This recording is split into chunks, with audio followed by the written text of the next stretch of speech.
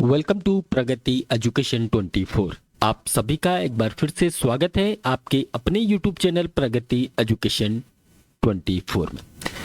देखिए पहले जो सफाई कर्मियों के लिए विज्ञप्ति जारी किया गया था उसमें बहुत सारी कंट्रोवर्सी होने के बाद उसको फिर से जारी किया गया था, लेकिन पदों में बढ़ोतरी होने के बाद एक बार फिर से वो विज्ञप्ति जो है एक्टिव कर दी गई है। लोकल सेल्फ गवर्नमेंट यानी कि राजस्थान स्वायत्त शासन विभाग द्वारा जो विज्ञप्ति जारी की गई है उसी के बारे में आज हम बात करने वाले हैं। उससे पहले अगर आप चैनल पर नए आए हैं और पहली बार अगर वीडियो देख रहे हैं तो चैनल को सब्सक्राइब करना, बेल आइकन नोटिफिकेशन ऑन करना ना भूलिएगा ताकि आपको मिलती रहेगी नोटिफिकेशन सबसे पहले। देखिए सबसे पहले हम बात कर लेते हैं स्वायत्त शासन विभाग जयपुर, स्वायत्त शासन विभाग राजस्थान जयपुर द्वारा एक विज्ञप्ति निकाली गई थी जो सफाई कर्मचारियों के लिए निकाली गई थी। सफाई कर्मचारी पद की सीधी भर्ती हेतु विज्ञापन संख्या 1/2024। हालांकि ये विज्ञप्ति पहले जारी हो चुकी है, 2 बार जारी की जा चुकी है। एक बार तो जो है एक्सपीरियंस को लेकर और किन कैंडिडेट को इसमें लिया जाना है उसकी कंट्रोवर्सी के कारण ये विज्ञप्ति डिले हो चुकी थी और अभी नए पद ऐड होने के बाद फिर से ये विज्ञप्ति जारी की गई है 1/3/2024 को। राजस्थान नगर पालिका सफाई कर्मचारी सेवा नियम 2012 के अंतर्गत राज्य की 186 नगरीय निकाय में निकायवार विज्ञप्ति कुल सफाई कर्मचारियों के 24,797, बहुत बड़ी विज्ञप्ति है ये। लगभग 24,797 जो रिक्त पद है उस पर सीधी भर्ती हेतु इच्छुक निर्धारित योग्यताधारी अभ्यर्थियों से ऑनलाइन आवेदन जो है मांगे गए हैं। यानी कि इसमें जो है आवेदन ऑनलाइन होने वाले हैं। ऑनलाइन एप्लीकेशन आपको फिल किया जाना है। अभ्यर्थियों से निकायवार विज्ञापित पदों के लिए आवेदन दिनांक 4/3/2024 यानी कि 4 मार्च 2024 से ऑनलाइन आवेदन स्टार्ट होने वाले हैं, जो कि 24/3/2024 तक रात्रि 12 बजे पहले तक आप आवेदन कर सकते हैं। अगर आपके आवेदन में कोई त्रुटि है तो त्रुटि संशोधन जो है 27/3/2024 से स्टार्ट होगा, जो 2/4/2024 तक चलने वाला है।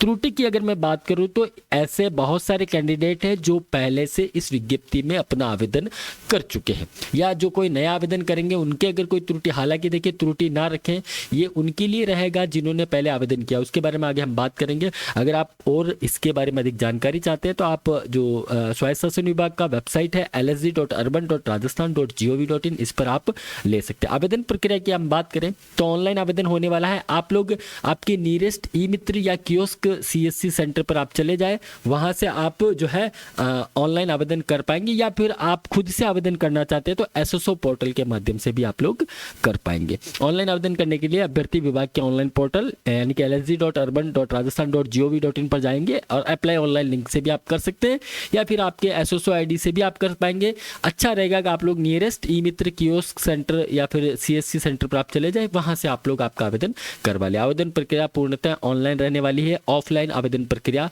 नहीं होगी। देखिए जिन अभ्यर्थियों द्वारा पूर्व में जारी विज्ञापन संख्या जो 2023 में 9 जून 2023 के तहत जो विज्ञप्ति जारी की गई थी उसके तहत ऑनलाइन आवेदन अगर आपने कर चुके हैं पहले, अगर कोई ऐसे आवेदक है जिन्होंने पहले आवेदन कर दिया है तो उन्हें पुनः आवेदन करने की आवश्यकता नहीं। अगर आप पहले इसमें फॉर्म भर चुके हैं, अगर आपको कोई करेक्शन करना है तो आप लोग वेट कीजिएगा, करेक्शन आप कर पाएंगे, लेकिन आपको फिर से नया फॉर्म भरने की आवश्यकता नहीं है। ये वह अभ्यर्थी है जो 9 जून 2023 के तहत जो ऑनलाइन आवेदन करवाए गए थे उसमें आवेदन आप कर चुके हैं, उनके लिए जो पहले भर चुके हैं। अभ्यर्थी राज्य की जो 186 नगरीय निकाय में विज्ञापित पदों में से अपनी इच्छा अनुसार केवल एक ही नगरीय निकाय में आवेदन कर सकेगा। ध्यान रखिएगा, एक से ज्यादा अगर आप आवेदन करेंगे तो आपका जो है आवेदन निरस्त कर दिया जाएगा। ऑनलाइन आवेदन भरने के बाद देखिए आप लोग प्रिंट जरूर कर ले, ये ध्यान रखिएगा आपको। और एक चीज ध्यान रखिएगा, कई बार ऐसा होता है कि आप लोग जब आवेदन करते हैं तो देखिए उसमें फाइनल सबमिट नहीं हो पाता है, केवल आप प्रीव्यू देख लेते हैं, आपको पता चल जाता है कि आपका फॉर्म फिल हो गया। नहीं, आपको सबमिट करना पड़ेगा। सबमिट करने के बाद आपके फॉर्म पर ऊपर राइट साइड में जो है एप्लीकेशन आईडी अंकित होनी चाहिए। अगर एप्लीकेशन आईडी लिखी हुई आ रही है इसका मतलब आपका फॉर्म फिल हो चुका है। अगर एप्लीकेशन आईडी आपको वहाँ शो नहीं होती है इसका मतलब आपने प्रीव्यू देखा है, उसको अभी तक फाइनल सबमिट नहीं किया है, तो ये थोड़ा सा आप ध्यान रखें। और देखिए आपका जन आधार कार्ड जो है वो आप अपडेट रखें, उसी के अकॉर्डिंग आपके डेटा को ऑनलाइन आवेदन में जो है लिया जाएगा। आप ये चीज़ थोड़ा सा ध्यान रखें। अगर आपका कोई करेक्शन वगैरह है नाम में, फादर नेम में या मदर नेम, जो भी आपका करेक्शन है वो आप जन आधार कार्ड में करवा लें। आवेदन शुल्क की बात करें तो देखिए वन टाइम ओटीआर आपने अगर किया हुआ है तो ठीक है, नहीं तो देखिए आपका जो सामान्य कैंडिडेट अगर कोई आवेदन करें तो 600 रुपये, और आरक्षित वर्ग के अभ्यर्थी से 400, और दिव्यांगजन जो है उनसे भी 400 रुपये आवेदन शुल्क यहाँ पे लिया जाएगा। और जो आवेदक ऑनलाइन पत्र में आवेदक द्वारा गई त्रुटियां, जो अगर आपका कोई करेक्शन रह गया है तो आप 27/3 से आप करेक्शन कर पाएंगे, जो 2/4 तक आप कर पाएंगे।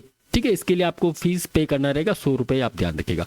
पदों के वर्गीकरण की हम बात करें तो पदों का जो वर्गीकरण है निम्नानुसार किया गया है। आप जिस नगरीय निकाय में आते हैं उस नगरीय निकाय में आप आवेदन करें। देखिए, दूसरे नगरीय निकाय में आप आवेदन ना करें, किसी एक में ही करें। आप एक से ज़्यादा करेंगे तो आपका जो है फॉर्म रिजेक्ट होने की संभावना है। ये जो पीडीएफ है आपको प्रगति एजुकेशन 24 टेलीग्राम चैनल पर, व्हाट्सएप चैनल पर आपको मिल जाएगी, वहाँ से आप देख ले, अभी उपलब्ध है यहाँ पर। और ये नगरीय निकाय की जो रिक्तियाँ हैं एक बार देख ले आप। अधिक जानकारी के लिए आप वेबसाइट पे जा सकते हैं। बाकी अनुसूचित क्षेत्र के यानी कि टीएसपी एरिया के जो कैंडिडेट हैं केवल वही टीएसपी एरिया में आवेदन कर सकते हैं। नॉन टीएसपी वाले टीएसपी में आवेदन ना करें और ना ही कर सकते हैं आप। ये थोड़ा सा इसके बारे में अवेयर रहे।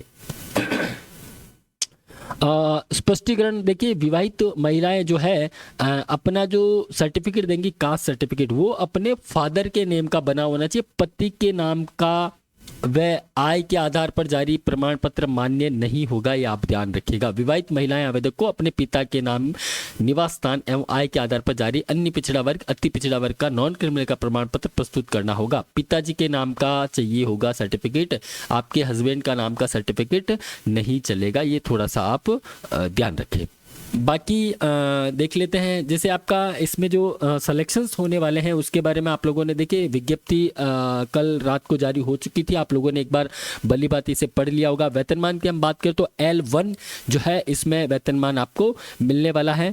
और आयु सीमा की हम बात करें, देखिए 1 जनवरी 2025 को आप कम से कम 18 साल के हो चुके हो और मैक्सिमम 40 साल से कम हो, 40 से ज़्यादा नहीं हुए हो। 1 जनवरी 2025 को आप आयु की गणना कर लें। हालांकि ऐसे अभ्यर्थी जिन्होंने पहले आवेदन कर लिया था, अगर वो ओवरेज हो रहे हैं तो उनको ओवरेज नहीं माना जाएगा। जो अभ्यर्थी पहले यानी कि पहले वाली विज्ञप्ति में आवेदन कर चुके हैं उनको आयु सीमा में ही माना जाएगा, ये आप ध्यान रखिएगा। बाकी नियमानुसार छूट मिलती है कैटेगरी वाइज, वो आपको सबको पता है और ये आप एक बार देख लीजिएगा। चयन प्रक्रिया, चयन प्रक्रिया में देखिए, नगरीय निकाय में विज्ञापित पद में से पात्र अभ्यर्थी को 3 गुना अभ्यर्थियों को लॉटरी के माध्यम से, यानी कि एक तो आपका प्रैक्टिकल होने वाला है, इसमें कोई रिटर्न एग्जाम नहीं हो रहा है, केवल प्रैक्टिकल। प्रैक्टिकल मतलब सफाई कर्मचारी, तो आपको सफाई करके बताना रहेगा कि हमको सफाई करना आता है। आपको किस किस प्रकार से सफाई करना आता है उसकी एक प्रायोगिक परीक्षा यानी कि एक प्रैक्टिकल आपसे लिया जाएगा। आपको झाड़ू निकाल के या जो भी उनका रहेगा वो आपको बताना रहेगा। और देखिए, वरीयता के आधार पर आपका इसमें बनाया जाएगा। मौके पर सफाई संबंधी कार्य यथा रोड स्वीपिंग, नालों की सफाई आदि कार्य करवाए जाएंगे। देखिए, इन्होंने साफ यहाँ लिखा है। और बाकी देखिए, चयन के दौरान आवश्यक अनुभव प्रमाण पत्र रखने वाले, परंपरागत रूप से सफाई कार्य करने वाले यथा वाल्मीकि और हैला समाज के जो अभ्यर्थी हैं उनको इसमें पहले जो है वो मिलने वाली है प्राथमिकता। ठीक है, ये आप थोड़ा सा ध्यान रखिएगा, उनको पहले प्राथमिकता मिलेगी, उसके बाद अन्य को। और जो इसमें दस्तावेज है वो आप पहले से तैयार करवा के रख लें, क्या क्या डॉक्यूमेंट की आवश्यकता रहेगी। आयु संबंधी प्रमाण पत्र आपके पास होना चाहिए, सभी 2-2 प्रतियों में होना चाहिए, ये ध्यान रखिएगा। 2-2 प्रतियों में आप करवा लें। आवेदक के जन आधार कार्ड की 2 प्रति चाहिए। आवेदक का अनुभव प्रमाण पत्र देखा आप कहाँ से आपको वैलिड रहेगा उसके बारे में आगे हम बात करेंगे। अनुभव प्रमाण पत्र की भी 2 प्रति आपको चाहिए। प्रायोगिक परीक्षा के दौरान अभ्यर्थी द्वारा राज्य के किसी भी नगरीय निकाय केंद्र अथवा राज्य के किसी भी विभाग में, यानी कि आपको कहीं पे भी पोस्टेड किया जा सकता है, जैसे आपको नगरीय निकाय का कोई भी, यानी कि आपका एक्सपीरियंस की हम बात करें, एक्सपीरियंस जो है आपके पास 1 वर्ष का अनुभव प्रमाण पत्र होना चाहिए। वो अगर आपने इनमें से कहीं काम किया है, जैसे स्वायत्त शासित संस्था, अर्ध सरकारी संस्था है, संवेदको प्लेसमेंट एजेंसी, निजी संस्थान जैसे स्कूलों, कॉलेज, हॉस्पिटल, होटल, फैक्ट्री, घर, दुकान, मॉल या कोई अन्य स्थानों पर नियमित रूप से सफाई का कार्य करने का न्यूनतम 1 वर्ष का अनुभव प्रमाण पत्र आपको है, वो लगेगा इसमें 2 प्रति के अंदर। 2 चरित्र प्रमाण पत्र चाहिए होंगे जो 6 महीने पुराने न हो। राजस्थान का मूल निवासी होने चाहिए आप। और अनुसूचित जाति यानी SC ST, आर्थिक रूप से EWS OBC, इन सब का अगर आपके पास सत्यापित प्रमाण पत्र है उसकी भी 2 प्रति। विवाहित होने की दशा में पंजीयन प्रमाण पत्र, मैरिज सर्टिफिकेट और मृत्यु प्रमाण पत्र है। विधवा होने की दशा में तो उनका 2 प्रमाण पत्र। विच्छिन्न विवाह तलाकशुदा होने की दशा में जो है तलाक की डिक्री आपको लगेगी। तो प्रायोगिक परीक्षा के समय वांछित दस्तावेज आपसे जो है मांगे जाएंगे और उसमें कोई भी अगर आपने हेर फेर किया है तो आपको डीबार कर दिया जाएगा, ध्यान रखिएगा।